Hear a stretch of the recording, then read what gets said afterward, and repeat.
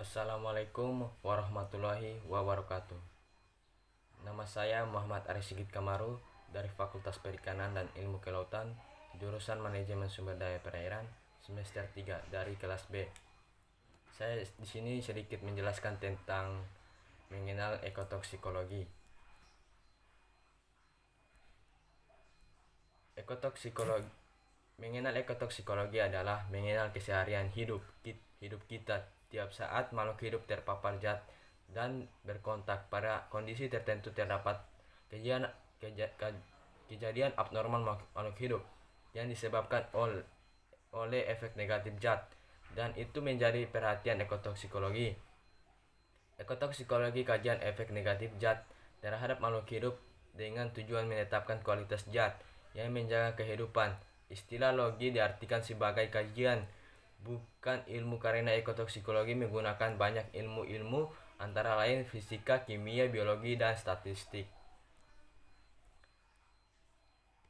Contoh, yang pertama, akuarium adalah ekosistem air, ruang interaksi antara makhluk hidup, ikan, mikroba, tumbuh, dan lingkungannya. Batu-batuan, sinar berbagai zat bermanfaat atau berbahaya. Yang kedua, kematian makhluk hidup, ikan itu karena perubahan mutu lingkungannya, muncul zat berbahaya dari hasil penguraian makanan dan buangan ikan. Yang ketiga, bak, sebagian sungai, ekosistem perairan, ruang interaksi antara makhluk hidup, eceng gondok dan lingkungannya, air sungai, encer, dan air sungai pekat. Yang keempat, kondisi kehidupan eceng gondok hidup dan mati dalam kehidupan air sungai berbeda. Encer dan pekat adalah contoh kejadian ekotoksikologi. Zat penyebab efek negatif dikenal sebagai toksikan. Yang pertama, zat tunggal, fisik dan kimia. Yang kedua, zat campuran, air sungai, air limbah, lindi, gas buang udara, dan lain-lain. Respon efek negatif dari biota. Yang pertama, struktural, perubahan bentuk, warna, cacat, dan kerdil. Yang kedua, fungsional, penurunan respirasi, fotosintesis, dan mati. Pengertian toksikologi perairan. Toksikologi merupakan hakikat mekanisme efek toksik berbagai bahan terhadap makhluk hidup dan sistem biologi lainnya. Penilaian kuantitatif pengaruh bahan kimia beracun. Toksikologi perairan merupakan studi kualitatif dan kuantitatif, mengenal penyerapan atau pengaruh toksik bahan kimia dan materi antropogenik atau skenobiotik pada organisme. Perairan toksin merupakan zat dalam kondisi kecil dapat menimbulkan kerusakan pada jaringan hidup. Intoksikasi merupakan keadaan tidak normal akibat efek racun. Toksitas merupakan tingkat merusaknya suatu zat terhadap organisme. Konsep toksikologi. Konsep toksikologi, tidak ada satupun bahan kimia yang secara umum dianggap bersifat toksik, dan tidak ada satupun bahan kimia yang secara umum dapat dianggap aman. Faktor-faktor yang menentukan apakah bahan kimia memiliki potensi membahayakan atau aman bagi organisme adalah hubungan antara konsentrasi, kuantitas bahan kimia, dan durasi pemaparannya terhadap organisme. Ukuran berat ringannya severity dampak sebagai hasil dari suatu pemaparan.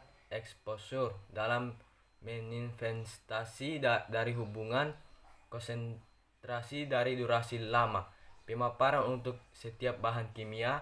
Kontak dengan sistem atau membran biologis tidak akan menghasilkan suatu dampak buruk apabila konsentrasi bahan kimia tersebut berada di bawah level minimal efektif. Prinsip toksikologi perairan. Prinsip toksikologi perairan akuatif toksikologi adalah studi kualitatif dan kuantitatif untuk mengetahui dampak buruk, adverse effect atau efek toksik dari bahan kimia dan bahan-bahan lain sebagai hasil aktivitas manusia terhadap organisme perairan.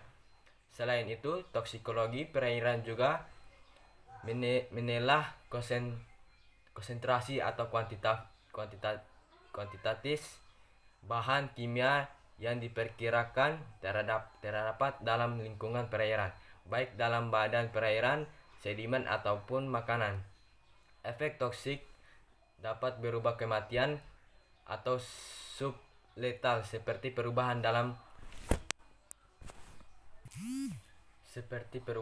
pertumbuhan, perkembangan, reproduksi, patologi, fisiologi, biokimiawi, dan tingkah laku. Efek atau dampak toksik dapat dinyatakan dalam beberapa kriteria yang dapat dikuantifikasi seperti jumlah organisme yang mati, persentase telur menetas, perubahan dalam panjang dan berat, persentase hambatan pada kerja enzim, jumlah tulang belakang skeletal abnormal, serta tingkat kejadian atau kemunculan tumor.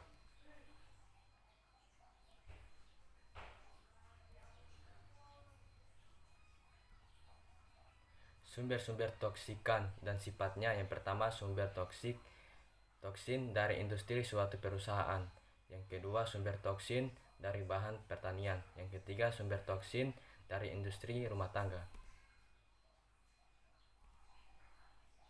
Sekian billahi taufiq wal hidayah. Assalamualaikum warahmatullahi wabarakatuh.